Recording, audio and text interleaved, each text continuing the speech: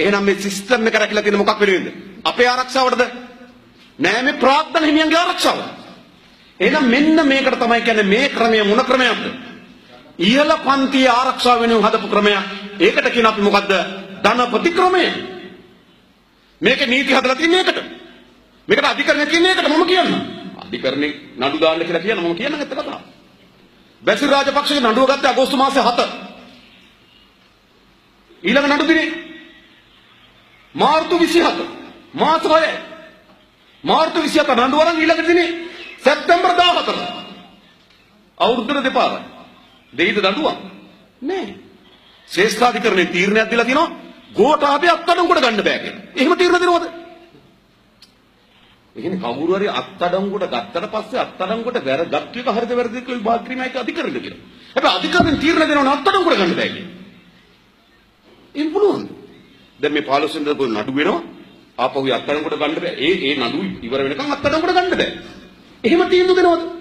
අත්අඩංගුවට ගන්න බෑ කියලා. වීරවංශගේ නෝනාගේ නේද પાස්පෝර්ට් එකයි ලිපි ලේඛන නීතිපති දෙපාර්තමේන්තුවෙන් අතුරු දහම් වෙනවා. මේ මුළු සිස්ටම් එක මේගොල්ලන්ගේ පන්ති ආරක්ෂාවට හදලා ඉන්නේ. මට දියර. මේක එහෙම තමයි. එක හොරෙකුට දඬුවම් දෙයිද? එක හොරෙකුට දඬුවම් දෙන්නේ මට තියාගන්න. ඇයි? ඒගොල්ලන්ගේ පන්ති ආරක්ෂාව වෙනුවෙන් තමයි මේ නීති හදලා තියෙන්නේ. දැන් මම මේ දකින් දැක්ක ලංකාදීප පත්තරේ.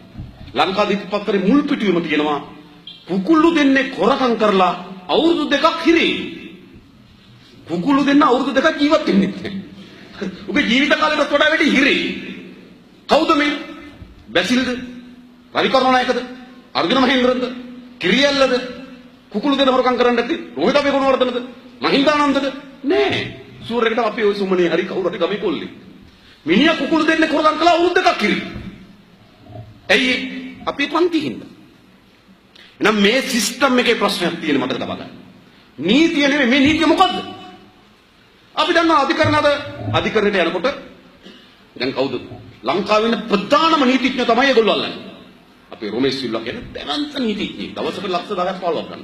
එක දවස් වාරේ. ඒගොල්ලන්ට පුළුවන් හුත්ත නීතිඥයෝ අල්ලන්න. අපි අල්ලන්නේ. ඉස්සෙල්ලා මොනවා මටම බැරිද කතා කරන්න කියලා.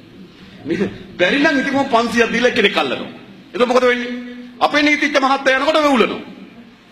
නඩුකාරයා දකින්නකොට වෙවුලනවා. අර නීතිඥ මහත්තයා යනකොට නඩුකාරයා වෙවුලනවා. ඔව් මෙයාත් ඇවිල්ලා නැද්ද මෙහෙට කියලා. මම දන්නවා අහලා බලන්න නීතිඥ මහතුන්ගේ. හරි නියම වෙලා තියෙනවා. ඉතින් සාධාරණද? නෑ මේ මුළු සිස්ටම් එකම රැකලා තියෙන්නේ අපිට දඬුවම් දෙන්නත් ඒගොල්ලෝ ආරක්ෂා කරන්න. ඒකට මොකද්ද මේ? මොකද්ද මේ පාලනේ? මේ පාලනේ වෙන මොකුත් නෙවෙයි. අර උඩ ඉන්න 105 පන්තිය තමයි අපේ රට පාලනය කරන්නේ. ඒ උඩ ඉන්න පන්තිය තමයි රට පාලනය කරන්නේ.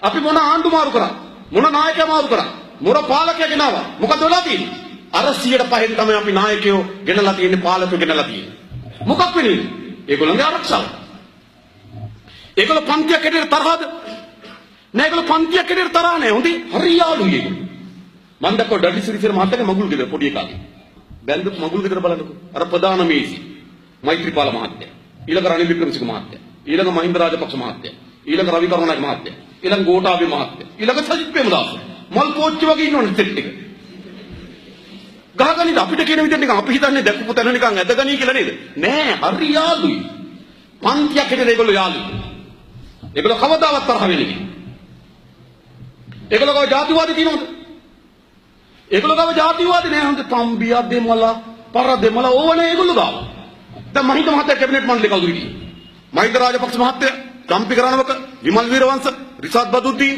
හකීම් ඩග්ලස් දේවානන්ද තොණ්ඩම දැන් මේ කියන කතාව අනුව එකට ඉන්න පුළුවන් වේද නෑ ඒගොල්ලෝ එකට ඉන්නවා මොකද ඒගොල්ලෝ එක පන්ති අය ඒගොල්ලෝ රණ්ඩු වෙන්නේ දැන් කැබිනට් මණ්ඩලේ රනිල් වික්‍රමසිංහ චම්පික රණවක විජේදාස රාජපක්ෂ හකීම් මනෝ ගණේෂන් දිගම්බරම් රිසාඩ් බදුද්දීන් ඉන්නෝනේ එකට ගහගන්නවද ඒගොල්ලෝ නෑ ඒගොල්ලෝ ගහගන්නේ නෑ ඒගොල්ලෝ පන්තියක් හැටියට එකට ඉන්නේ ඒගොල්ලෝ කව ජාතිවාදෙත් නෑ